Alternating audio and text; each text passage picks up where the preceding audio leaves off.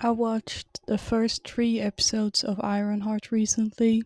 It was alright. If I'm honest, I did play Subway Surfers while watching the third episode because I'm just not built to be a binge watcher. But I do want to hear other people's thoughts. And I'd already watched a new Rockstar's video on it. Shout out Jessica Clemens. So I clicked on the other top videos, which happened to be the Critical Drinkers review of the first 3 episodes. And I noticed he got a remarkable amount of stuff wrong in like 8 minutes. I mean, I get shit wrong all the time when watching movies. I thought the clicks in Hereditary was a part of the soundtrack, but I'm not making YouTube videos where I say that. Other people have done great breakdowns on critical drinkers, difficulty with media criticism, and all that.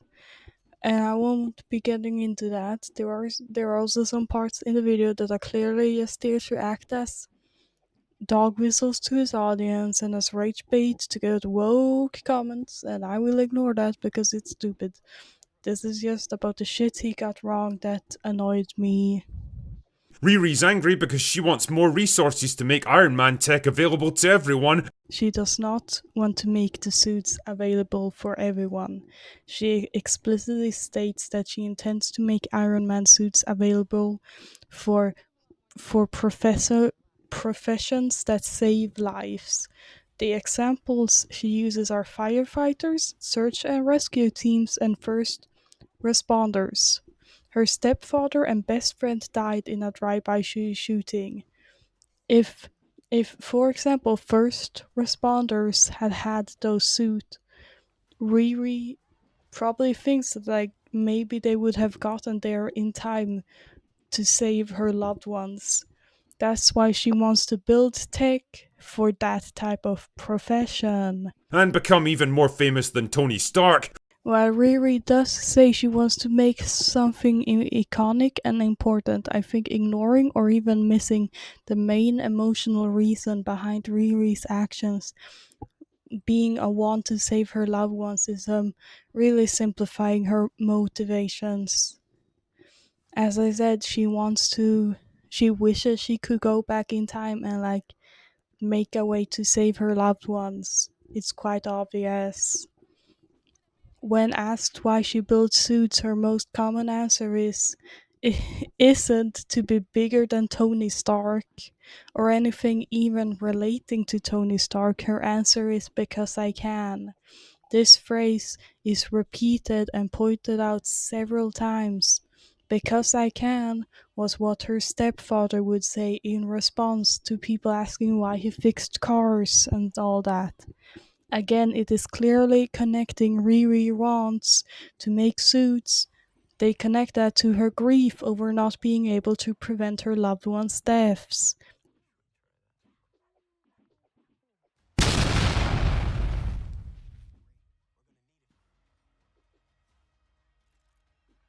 Who apparently only succeeded because he was a billionaire. I am genuinely confused whose ass the critical drinker pulled this from. In her opening monologue, Riri does say, "Do you think Tony Stark would be Tony Stark if he wasn't a billionaire? No shade, that's just the way the world works." And like, if you only hear that once and don't think about it, yeah, maybe you can somehow twist it into being about that. But succeeding, as Critical Drinker put it, and being Tony Stark are two very different things. She doesn't say he wouldn't be Iron Man, though I gotta say, to everyone who says that Tony Stark made his first suit in a cave with a car battery to his chest, I gotta ask, why was he in that cave? Do you all think he would have been kidnapped if he hadn't been a billionaire selling weapons? He chronologically wouldn't have gotten the idea for the suit if he hadn't been a billionaire that got kidnapped. But that's not my point, that's just me nitpicking. The show isn't saying Tony wouldn't have been able to build a suit. He would have been just as smart, even if he wasn't rich. So yeah, he could have bought scrap just like Riri and built one, but they wouldn't have been able to mass produce it. And in the sentence right after, in her monologue, she says, and the AI for my prototype already costs millions of dollars, which specifically points out the AI as being a huge part of why, like, the money is needed. Yeah, without money, they can still build a suit, maybe even a dozen suits. But Jarvis took years to upgrade before he became the AI we know in the MCU. So yeah, I think it's a reasonable thing to say.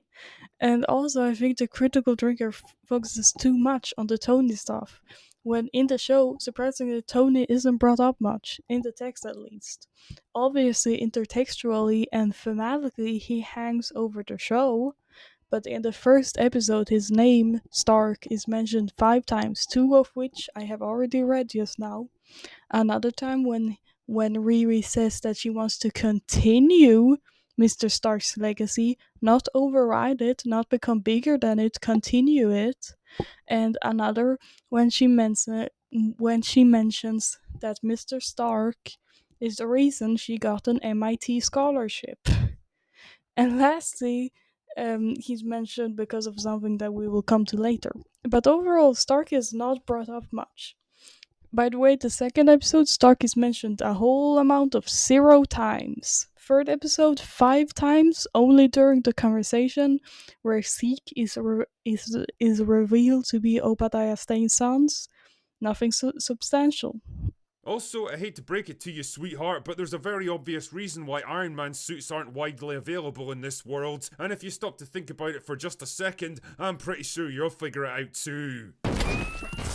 Again, she doesn't want them widely available like Drinker and a lot of the comments seem to think. She wants to make them specifically for professions that help save lives. She does the logical thing and steals the Iron Man suit that she already built with university funding, and She used her own grant money, aka her own money which she earned by studying. Thereby, it's a reasonable argument to say it's her suit. When I buy lunch with my university money, do you think I'm stealing a sandwich? Maybe it's just because I'm a European and we get money for studying, but this really doesn't seem weird to me. They cut in a random student yelling that she made it with her grant money just to make it obvious it's not outright stealing. It's supposed to be morally grey.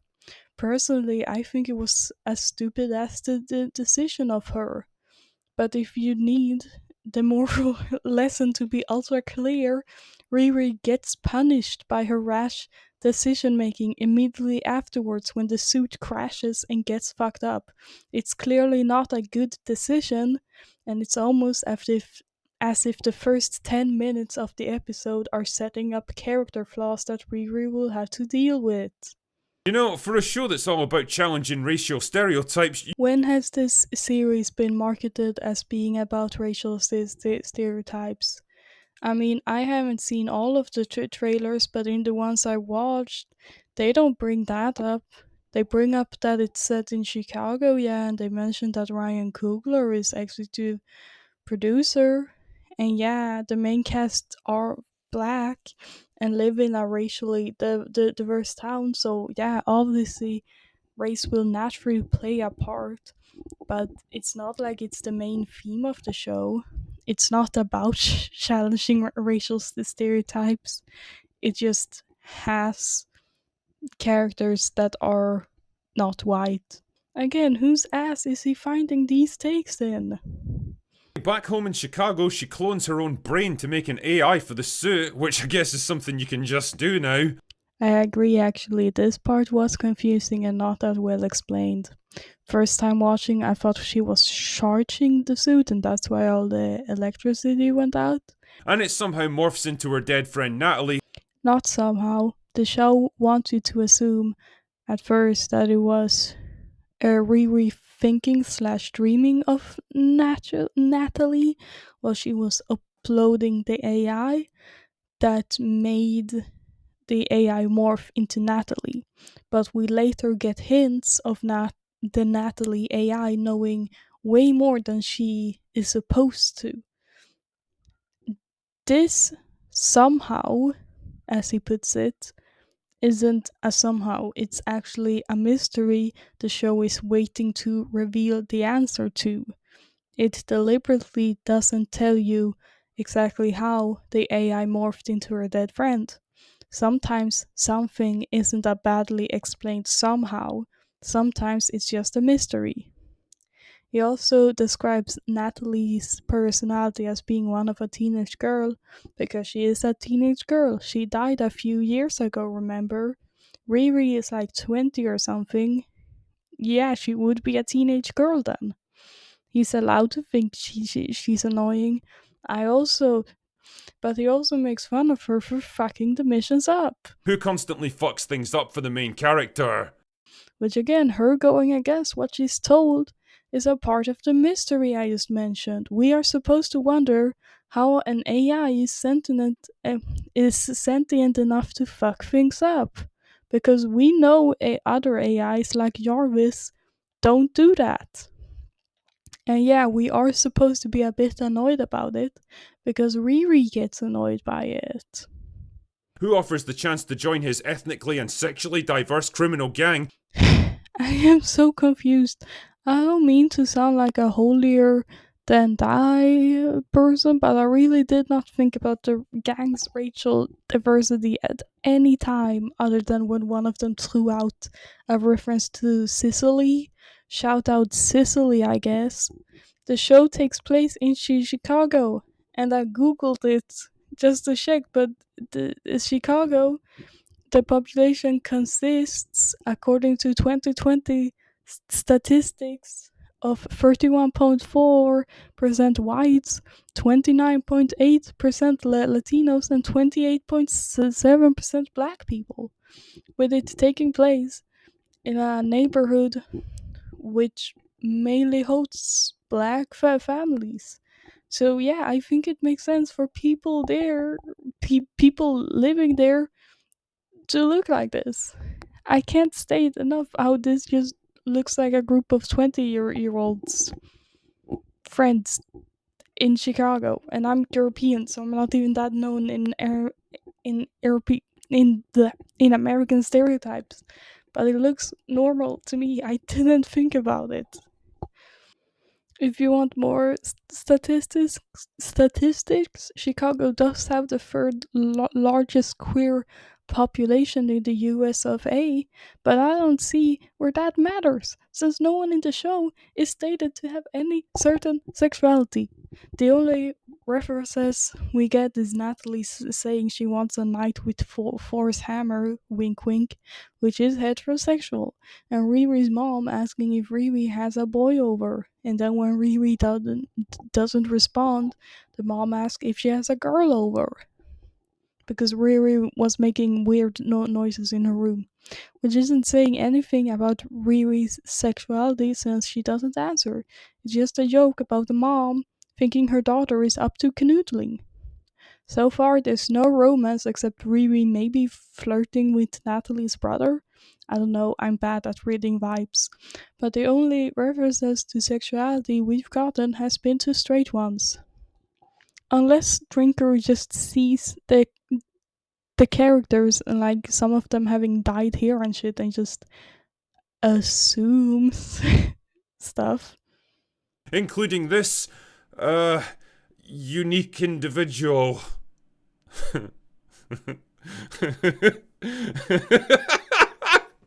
What even is this show, man? He calls them a unique individual, and I am again so confused. Have I spent too much time on Tumblr? Am I too woke?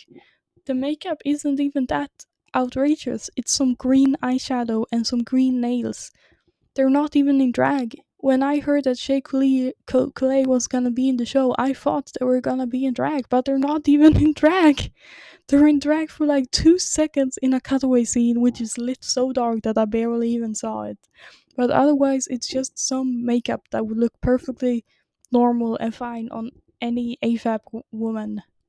Slug, the character, is referred to with they them pronouns, which nice. Okay, maybe not sexual the diversity, but gender diversity. Okay, but it's just their pronouns. It's never they never even have a pronoun circle or like say, oh, I'm non-binary or I go by they them or I'm queer. It's just a part of the dialogue. It's barely noticeable. I'm sure if I showed my mom this show, she wouldn't even react. She wouldn't even register it. It's like it's not something pointed out unless you as an audience member point it out. Their goal isn't even to be some super fab drag queen. They want to start a restaurant. I really think that all the grifters heard that there was gonna be a drag queen on the show and got ready to make a whole joke out of it. But then when the show actually came out and the drag queen was really not that outrageous or even pointed out, like at most they're a visibly queer person. Like all the grifters just had to have to pretend like it's weirder than it really is. It's just some green eyeshadow. Please go outside. And because stealing and breaking the law is only bad if other people do it, Riri immediately accepts his offer. Riri doesn't immediately accept his offer. She walks away at first. Also, stealing is bad in the show. Again, this is a flaw of Riri. She does mental gymnastics to make it seem like she isn't a criminal, when the show explicitly says she is, like she calls the other people in her gang criminals. And when they're like, Riri, you're also a part of the gang, she's like, oh no, it's different because it's me. Like, obviously, we're not supposed to agree with that. Natalie, who acts as a not so subtle moral compass on Riri's shoulder, over and over, tries to get her out of the criminal life and tries to tell her that this criminal stuff is bad. And again, if that isn't subtle enough, Riri gets punished for her actions, which shows that they're bad. Episode 3 ends literally with everything going wrong and her having a breakdown. Because everything that went wrong is her fault. Somebody died and it is her fault, even if not intentionally so. Her breaking the law led to everything going wrong for her. And now she's going to have to face the consequences and learn from it. You know her character arc? You heard about that? The only way to think the show is saying that stealing is okay is if you think as an audience member that everything the protagonist does is automatically morally correct and what the audience should accept as good. Don't let the drinker read Lolita or the collector, I guess. Don't let him read Scarface or Godfather. He's gonna get so scared.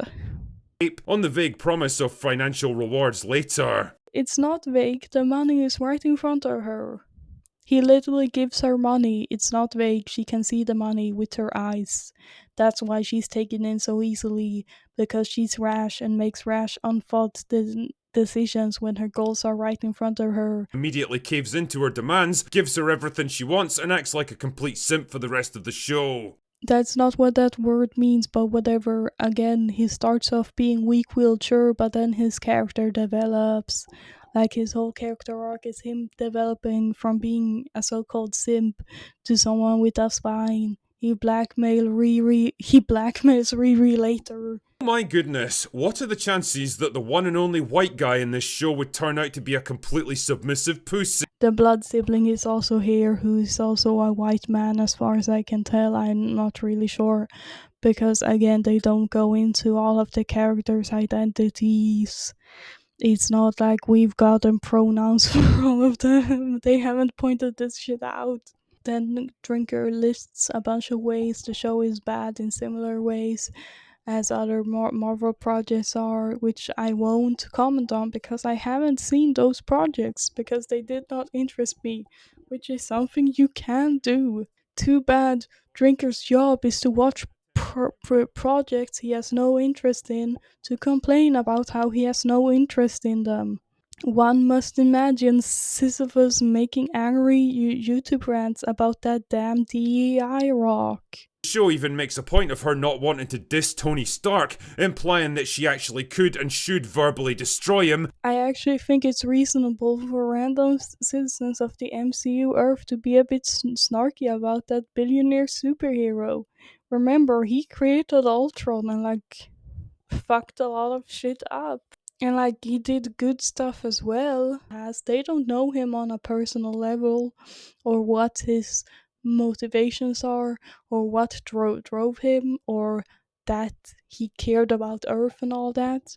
Imagine if Elon Musk made one of his cars into a transformer and then used that transformer to stop a nuclear explosion, and he died and martyred himself in the process. I mean, I guess I would say thanks for saving my life, but I would still make fun of all the other shit he did. I would still make jokes about his 13 concubines and how Grimes got scurvy from only eating pasta. But he doesn't want to follow in his dad's footsteps, which is why he's become a black market arms dealer.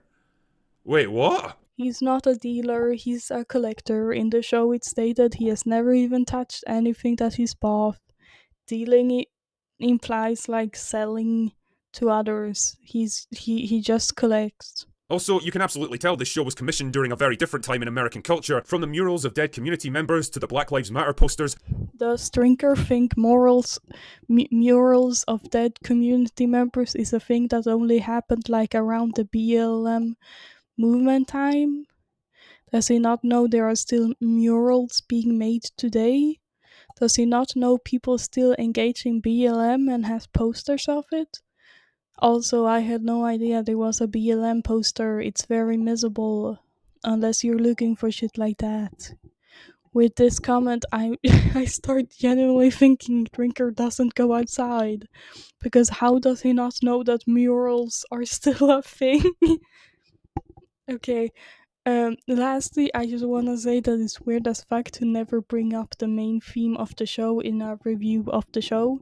The show is about technology versus magic. Riri, our protagonist, are on the tech side. The Hood, our our antagonist, is on the magic side. This is what makes the show stand out and is what it's about. In a world like the MCU where we got wizards and also to Tony Stark, the battle between technology and magic is interesting, because the question of like skeptics like Riri, how do they live in a world where Thor literally exists? How do they think about magic and if it's real or not, and how does magic play into their lives? I think those are interesting questions, and is why I watch the show, because I want to know. And also because I want to see Eric Voss's reaction to when Mephisto appears.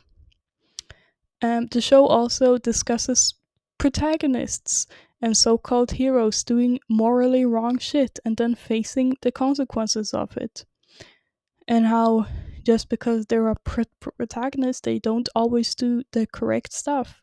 Remember how Tony Stark had the whole arc of where he was a young rash guy just doing stuff that would help him in the short run, and he did all that selfish shit and ignored how it affected other people, including people he loved and was close to, such as Pepper and Rhodey, until he went through the serious consequences of his selfish actions, which changed his perspective on life and made him learn and grow into the Iron Man that actually helped people and in the end saved the universe. Remember that? Is it possibly that maybe Riri, who is continuing his legacy, is maybe following the exact same character arc? And that maybe if you watched only the, I don't know, first third of the first Iron Man movie, you would also be calling him angry and an asshole because you hadn't watched the rest of the character arc? I don't know. The video is over now. I wrote this video at 2 a.m. and I finished writing it at 4 a.m. and I am now done. Good night. You gotta be kidding me! What? You go online dressed like that?